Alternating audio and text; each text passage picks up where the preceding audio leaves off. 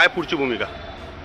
या देशाचे नेते आदरणीय खरगे साहेब, माझ्या दुसऱ्या नेत्या सोनिया गांधी, राहुलजी गांधी यांनी माझ्यावर विश्वास ठेवून मला काँग्रेसचे उमेदवारी डिक्लेअर केली. त्या अनुषंगाने मी उमेदवारी सादर केली.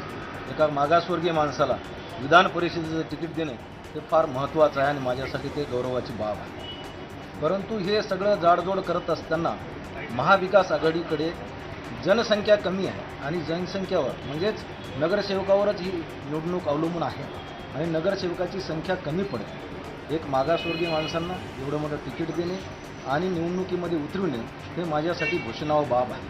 परंतु हे असं तोंडी बोलून किंवा लेखी बोलून चालत नाही. या गोष्टीला सगळं साम दाम दंड लागते आणि ते आमच्याकडं सध्या संख्याबळ पुरेशी नसल्याकारणाने आपण हे निवडणूक जिंकू शकत नाही अशी माझी धारणा झाली.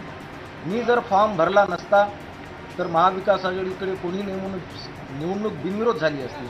मी फॉर्म भरला आणि पुन्हा परत घेतला तरी माझ्यावर आलिकेशन झाले असते. ह्या तिन्ही बाबतीत किंवा महाविकास आघाडीनं फॉर्मच भरला नसता तरी महाविकास आघाडीचा अपमान झाला असता. या सगळ्या गोष्टीचा सारासार करता